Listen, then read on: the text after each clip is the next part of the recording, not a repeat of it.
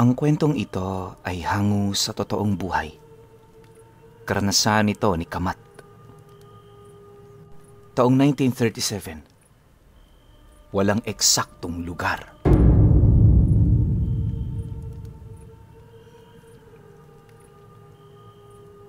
Nga pala, bago ko simula ng kwentong ito, humihingi ako sa inyo ng paumanhin. Hindi ko kasi matukoy ang eksaktong lugar ng lolo ko, gawa ng marami itong pinagtirahan noong mga panahong yon. Ang tanging naipasa lang sa amin ay ang kakaibang istorya ng buhay niya. Pero base na rin sa ama ko, may 3 lugar na pinaniniwala ang dating tirahan niya, at yon ay walang iba kundi ang lugar ng Capiz, Pototan sa Iloilo at Cabancalan sa Negros. Medyo magkakalapit lang ang mga lugar na yon, kaya sa paglipas ng panahon, nakalimutan na ito ng aming pamilya. Dagdag pa ng aking ama na sa lahat ng mga kalololohan nila, tanging ito lamang si Lolo Kamat ang hindi nagkaroon ng pamilya. Itong mga panahong ito, nasa edad 40 anyos na si Lolo Kamat. Naninirahan yun sa naiwang bahay ng mga magulang nila, gawa ng wala pa naman itong asawa. Sa kanilang 12 magkakapatid, lahat yun maliban sa kanya, may mga sarili ng pamilya. Hindi naman yun kaso sa matanda, gawa ng mas pinagtutuunan niya ng pansin ang naiwang aral ng mga magulang nila. Bilang panganay kasing anak, sa kanya naipasa ang responsibilidad na ipagpatuloy ang nag-iisang kayamanan ng kanilang angkan. Para sa iba niyang mga kapatid, itinuturing yung sumpa ng kanilang pamilya, pero para naman kay Lolo Kamat, isa itong biyaya. Kung hindi ninyo na itatanong, ang naipasang aral sa kanya ng kanilang padre de pamilya ay isang sinaunang aral. Nasisiguro ko ring wala pa kayong naririnig na ganitong istorya, kaya mas mainam na pakinggan nyo ng maigi ang kabuuan ng kwento. Lingid sa kaalaman ng nakararami, hindi lang dibino ang may kakayahang magpalitaw ng mutya sa mundo. Sa larangan ng lihim na karunungan ng kaliwa, may isa ring umiiral na mangkukulam na may kakayahang magluwal ng bertud ng aswang sa pamamagitan ng mga kabog o paniki sa Tagalog. Ang mga ganoong uri ng mangkukulam ay matagal nang nilipol ng mga sinaunang albularyo dahil sa dulot na panganib ng mga ito. Ayon kay Lolo Kamat, kapag ang kalahi nila ay tumira sa isang baryo, 6 na buwan lang ang kanilang kinakailangan upang lahat ng tao sa lugar na yon masidla nila ng bertud ng aswang. Taliwas sa Yanggaw, walang kahit na anong senyales ang makikita mo sa mga biktima. Sa loob ng 6 na buwan, magpapatuloy ang kanilang pangkaraniwang buhay at sa pagsapit ng araw na nakatakda, doon na mabilis magbabago ang gawi ng mga ito. Unti-unti na silang mawawala sa kanilang sarili, kakain ng mga hilaw na karne, at kalaunay magkakaroon na rin sila ng panibagong mga anyo. Napakadudulas din ng mga mangkukulam na yan sa kadahilan ng kaya nilang magpanggap na kapatid sa paniniwala ng mga albularyo. Dagdag pa ni Lolo Kamat na hindi na rin mahalaga kung may albularyo sa lugar na nilipatan nila, gawa ng maging ito man mahuhulog sa kanilang kapangyarihan. Upang masigurong walang magiging abala sa kanilang plano, uumpisahan nilang makipaglapit dito sa pamamagitan ng pagpapakita rito ng mga katangi-tanging mutya. Magbibigay din sila ng mga talandro at sepulkro sa mga albularyo na pawang binalutan lang nila ng isang makapangyarihang sabulag na nagkukubli sa presensya ng kanan. Sa ganoong pamamaraan, mabilis nilang makukuha ang tiwala nito hanggang sa katagalan masisidlan na rin nila yon ng bertud na palihim na iniitlog ng kanilang mga alaga. pagtatapat pa ng matanda na, kadalasan sa lahi nila, likas na talagang nag-aalaga ng mga kabug. Yun lang kasi ang tanging paraan upang makalikha sila ng bertud. Gayunpaman, hindi yun basta-bastang nakikita ng mga tao sa kadahilanang nababalot ito ng sabulad ng hangin. Kahit sobrang dami ng kabug sa kanilang pamamahay, para lang itong sumisimoy na malakas na hangin sa tuwing yon ay dumaraan. Habang tumatagal din ang mangkukulam sa baryong kanilang nilipatan, uunti-untiin ito ang pagpapalaganap ng kabug upang maging madali na lamang para sa kanila na mailagay ang mga tanga nilang bertud sa mga biktima. Kapag naisakatuparan na nila ito, doon na magsisimula ang 6 na buwang pagpapasa sa tao ng bertud ng mga aswang.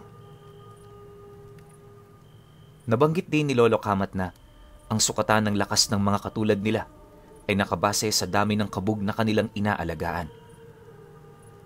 Kapag marami ito, malakas din ang kalahi nilang nag-aalaga rito.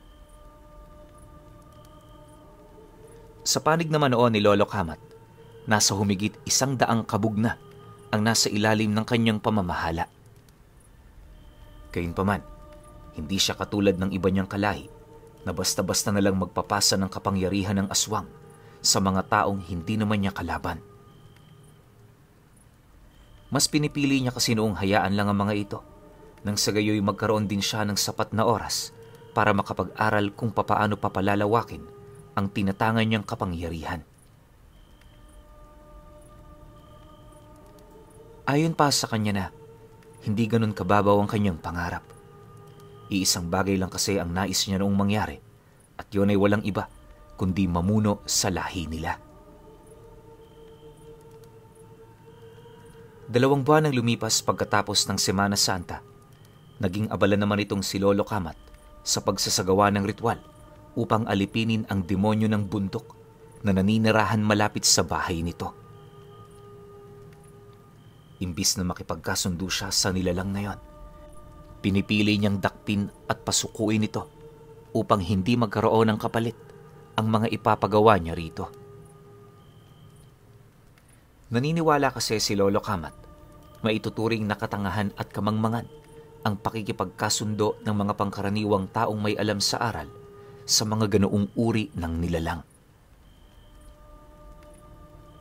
Alam niya kasi noon sa kanyang sarili na tuso ang lahat ng diablong nagdedesisyong manirahan sa mundo.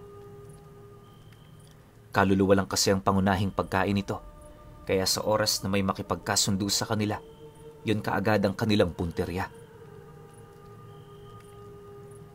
Sa oras na matukoy na rin ng demonyo ang kahinaan ng tao, doon na nila unti-unti yung papasukin hanggang sa kalaunay wala na itong magagawa kundi ang sumunod.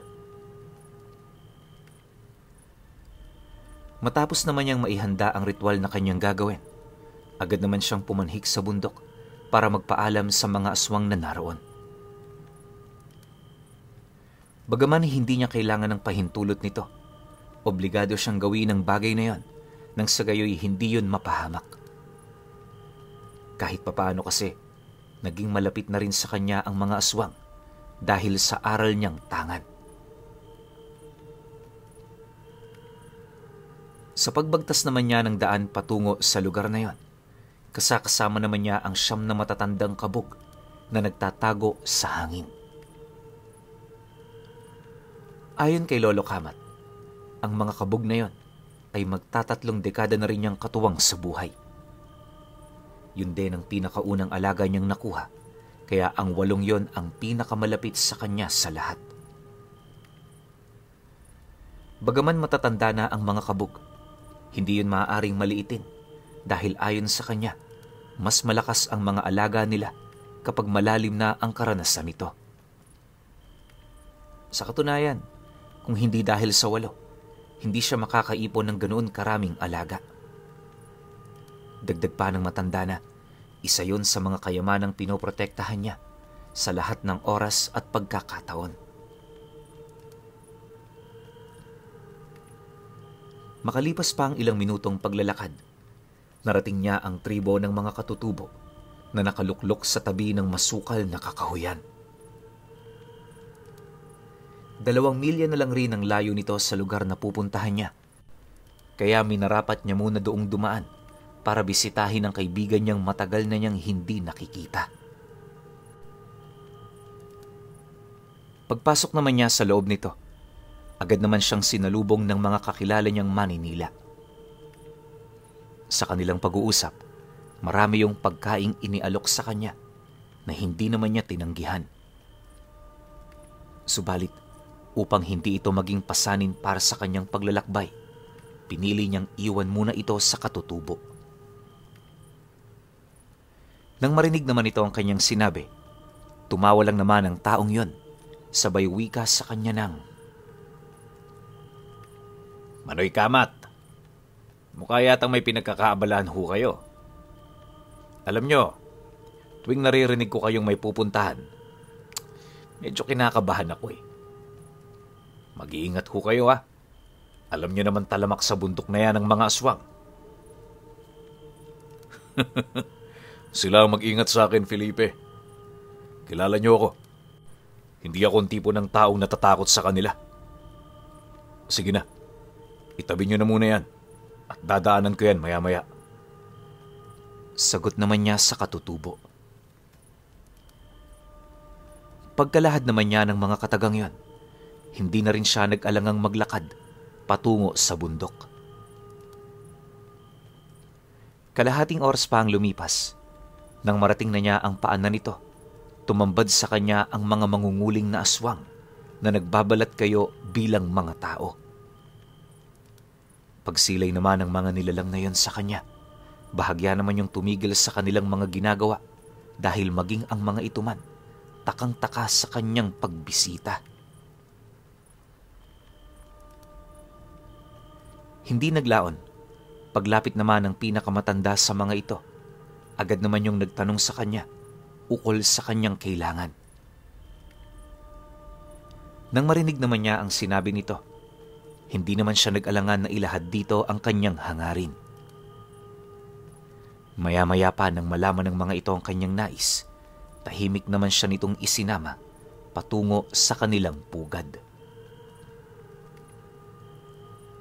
Sa kanilang paglalakad, paulit-ulit namang humingi ng pabor sa kanya ang matandang yon, pero hindi niya ito pinahintulutan. Ayon sa matanda, matagal nang katuwang ng kanilang pamilya ang demonyo ng bundok, kaya labis silang nalulungkot at nababahala sa gagawing pagbawi dito ni Tandang Kamat. Pagtatapat pa nito na, sa oras na mawala ang nilalang na yon sa kanila, hihina ang depensa ng kanilang lahi. Marami na ring magbabalak sa kanila ng masama, gawa ng tanging ang nilalang na yun lamang ang nagpapanatili ng lakas ng kanilang gabunan. Dagdag pa nito na, isa rin yun sa mga dahilan kung bakit unti-unting umuunlad ang kanilang angkan. Babala rin ng matanda sa kanya, maaaring hindi pumayag ang mga nakatataas sa kanila na basta-basta na lamang ibibigay ang nilalang na yon. Nang marinig naman ni Lolo Kamat ang sinabi nito, agad naman siyang napasilay dito habang sumasagot ng, "Hindi ko kailangan ng pahintulot ninyo. Baka nakakalimutan mo. Sa akin nagmula ang kapangyarihan niyong yan. Huwag mo naman sanang isipin na wala na akong kakayahan para bawiin yan. Mauna ka na. Bigyan mo sila ng babala na kung sino man ang tumutol sa aking nais, pwede ko nang ihatid sa kabilang buhay.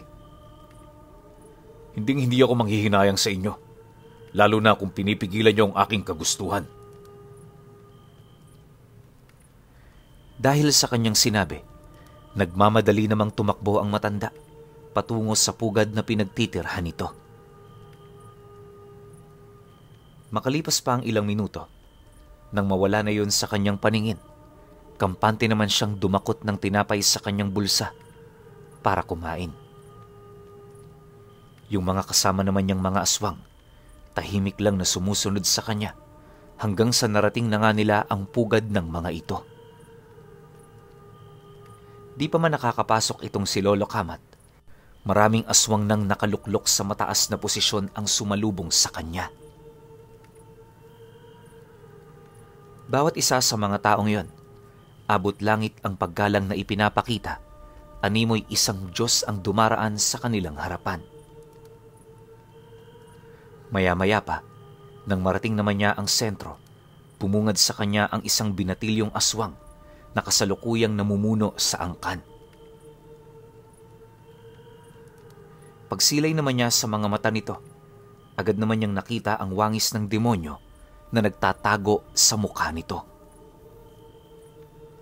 Umaangil ang nilalang na yon na para bang may nararamdaman itong kakaibang pakay buhat sa kanyang pagdating.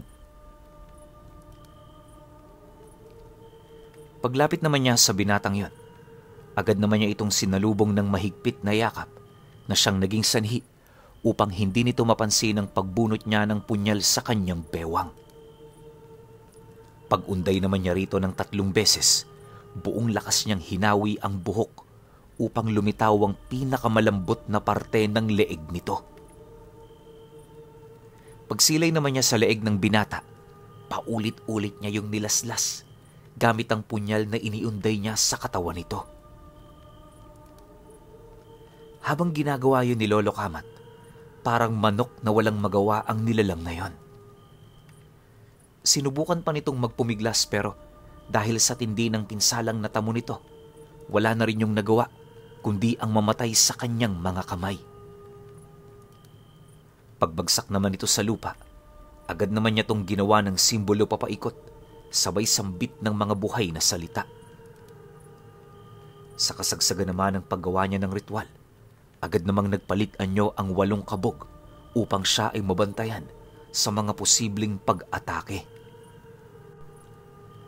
Dahil sa paglitaw naman ng mga ito, lahat ng mga aswang na nakasilay sa pangyayari, walang nagawa kundi ang manatili sa kanilang kinaroroonan. Alam kasi ng mga nilalang na yon kung gaano kalakas ang mga alaga niyang kabog, kaya hindi na rin yun nangahas pa na kalabanin siya. Nga pala, upang maging malinaw sa inyo, hindi yon mga pangkaraniwang paniki lang. Isa itong uri ng mga engkanto na kalimitang nasa ganoong anyo. Karamihan din sa kanila, walang kakayahang magpalit ng anyo, pero sa oras na naging alaga sila ng isang sinaunang mangkukulam, doon na dahan-dahang magigising ang kanilang mga kakayahan. Kadalasan, 4 na dekada ang inaabot bago mangyari ang ganoong bagay. Pero sa kamay ng may talento katulad ni Lolo Kamat, inabot lamang yon ng 2 dekada.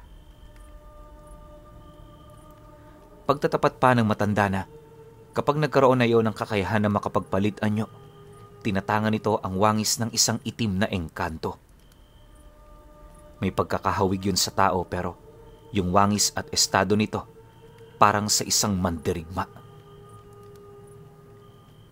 Hindi rin biro ang lakas ng nilalang na yon dahil sa dami ng mga nakabaong bertud sa katawan nito.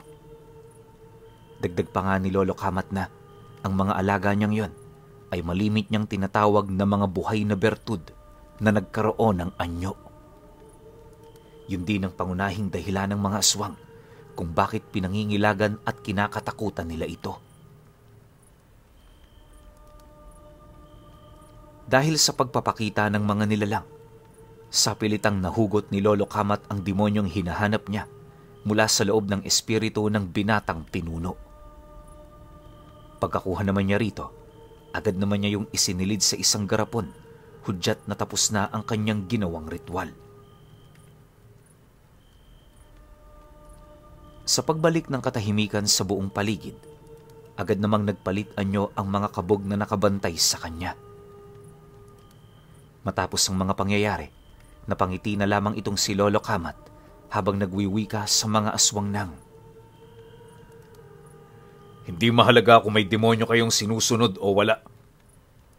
Mananatili ang kapangyarihan ng angka ninyo. Huwag kayong mabahala. Ako na ang nagsasabi."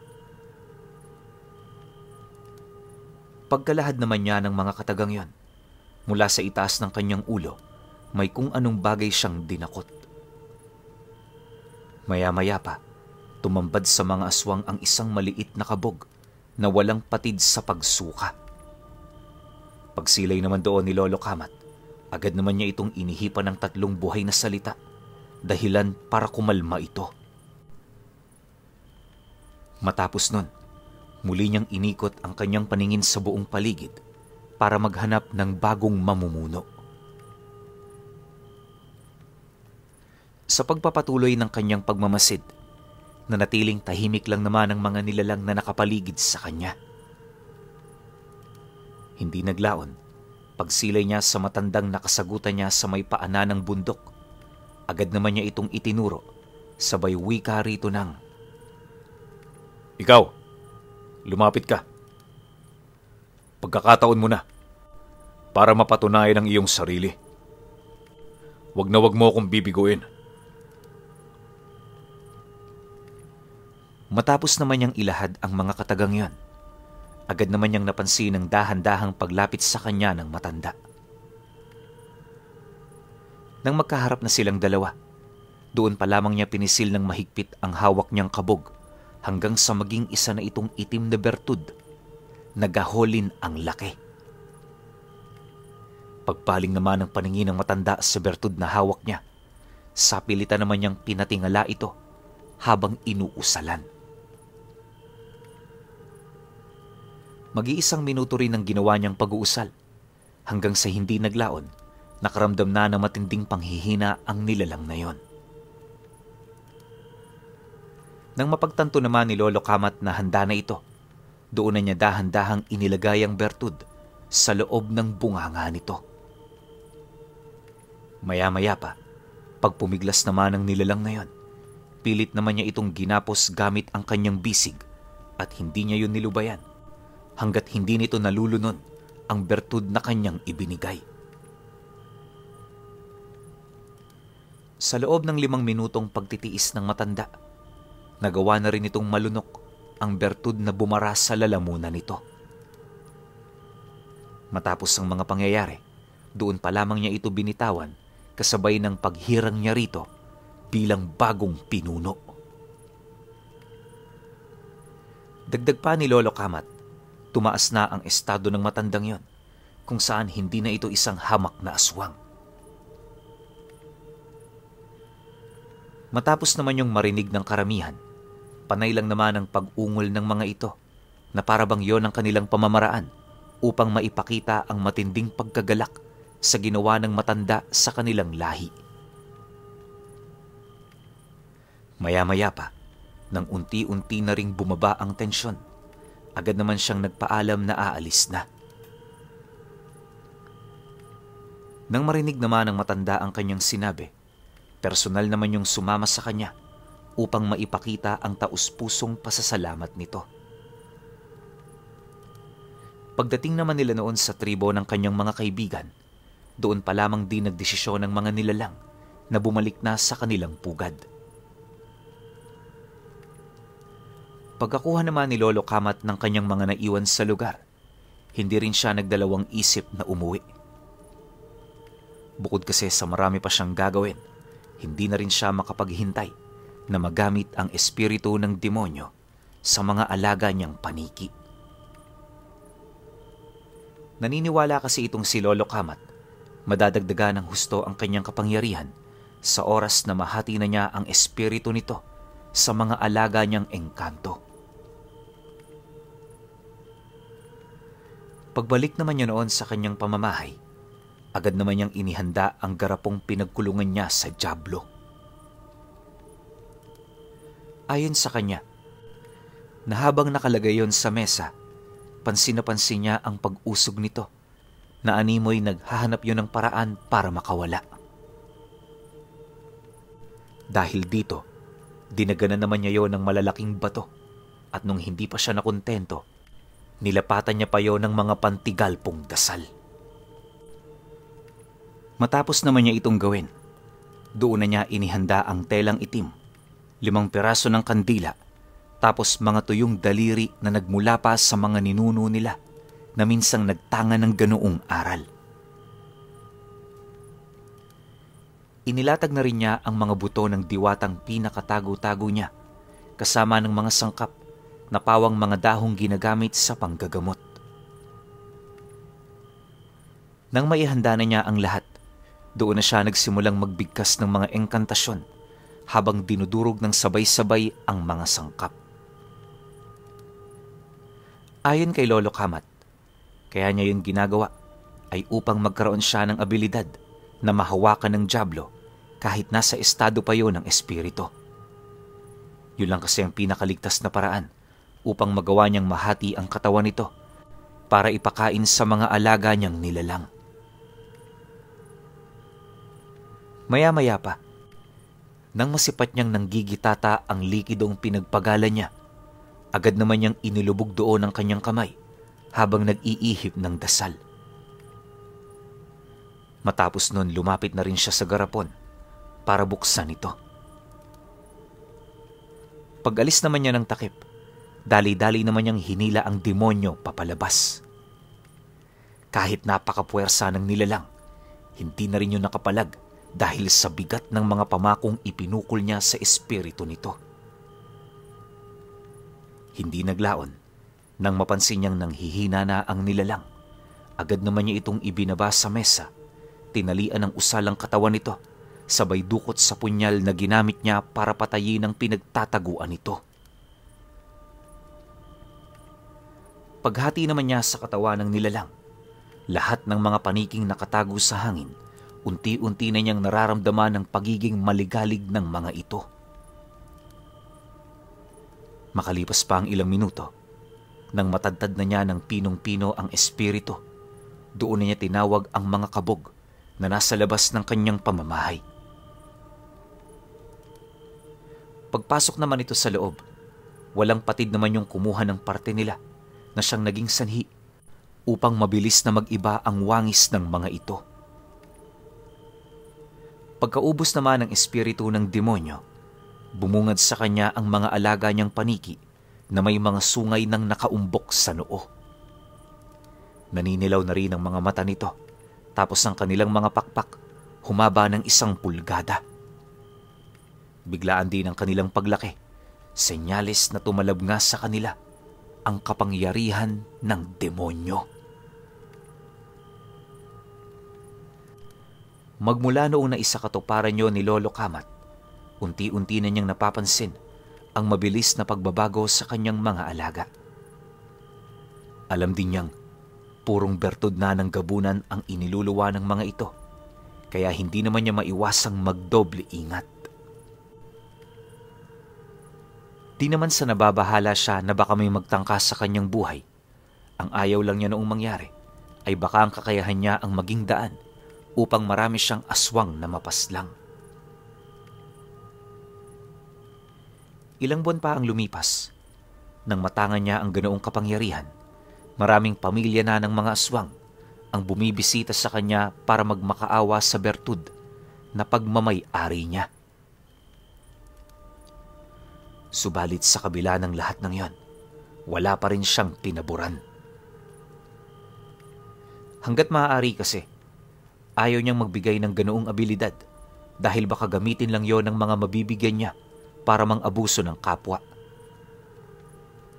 Dahil sa ganun niyang paniniwala, mabilis na umakyat ang bilang ng mga aswang na nagnanais siyang pabagsakin. Nang malaman naman niya ang tungkol dito, hindi naman niya ito tinakbuhan. Sa halip, ang lahat ng nilalang na pumupunta sa kanya na may masamang balak, inililibing niya ng buhay sa lupa. Naging katuwang din niya noon ang angka ng mga aswang na pinagkuhanan niya ng espiritu ng demonyo ng bundok, kaya naging madali na lamang para sa kanya ang mga suliraning kanilang kinakaharap. Akala ni Lolo Kamat magtatagal ng ilang taon ang digmaang yon, pero dahil sa bagsik na kanyang ipinamalas, buwan lang ito inabot. Matapos ang mga pangyayari, unti-unti na ring nanumbalik ang buhay niya sa dati hanggang sa nalimot na niya ang tungkol sa mga aswang na kanyang napaslang. Sa pagtanda naman niya, dala-dala pa rin niya ang karunungang yon At sa kasamaang palad, sa kanya na rin nagtapos ang salinlahi ng ganoong abilidad. Pero alam nyo, pinuno, kahit matagal nang wala itong si Lolo Kamat, ni minsan hindi nakalimutan ang kanyang istorya ukol sa pagiging isa niyang sinaunang mangkukulam. At ang nakakatakot niyang grupo na tinatawag sa kanilang lugar na Sandatahang Kabug ni Lolo Kamat.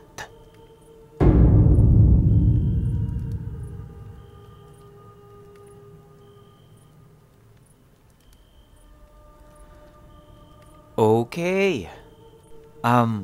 Opinyon ko sa kwento. Grabe, sobrang hiwaga ng kwento na to, no? Alam nyo, kung babalik rin natin yung kwento, yung tungkol sa kanan, parang, nasa ranggo na to ng Divino. Diba? Kasi isipin ninyo, sinong nilalang na nasa panig ng kaliwa ang kayang mag-produce ng daan ng, siguro mga 100, kasi nabanggit dito 100 yung kabog niya. 100 piraso ng bertud ng gabunan. Alam natin na sobrang bihira ng bertud ng gabunan.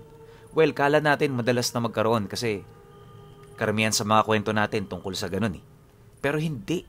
0.01 yan o baka nga 0.0001 pa yan eh. Bago ka makakuha ng ganyan eh. Percentage yung sinasabi ko kung gaano kalaki yung chance mong makakuha o makakita ng ganyan. 0.00001%. Baka nga ilang next life mo na hindi ka pa rin makakita ng ganyan eh. Pero dito, daan ang pinag-uusapan natin. 'Di ba? Ano kayang tawag sa kanila, mga sinaunang mangkukulam? Kasi sabi, siya na yung last. Hindi niya na naisalin yung pagiging sinaunang mangkukulam niya o kung ano man yung tawag sa kanya. Pero sobrang lakas nito, tsaka sobrang ganda ng kwento na to. Kung may 5 episodes to. Tas papaliwanag lahat ng abilidad ni Lolo Kamat. Kasi wala siyang kinakatakutan eh. 'Di ba? Ang hindi ko lang nagustuhan sa kwento, wala siyang nakatapat na kanan. 'Di ba? So hindi natin masasabi kapag natapatan to ng isang purong Divino. Ibang usapan na 'yon. Well, yung ranking neto ni Lolo Kamat, nasa Divino to ng kaliwa, pero yung Divino ng kanan, iba kasing usapan 'yun eh. 'Di ba? So hindi ko alam kung match tong dalawang to o talo si Lolo Kamat o talo yung Divino. Walang makapagsasabi. Pero sana magkaroon tayo ng ganong kwento. Pero kayo, kung may opinion kayo sa kwentong ito, comment nyo lang sa baba. Yun lang. Hanggang sa susunod na kwento. Salamat.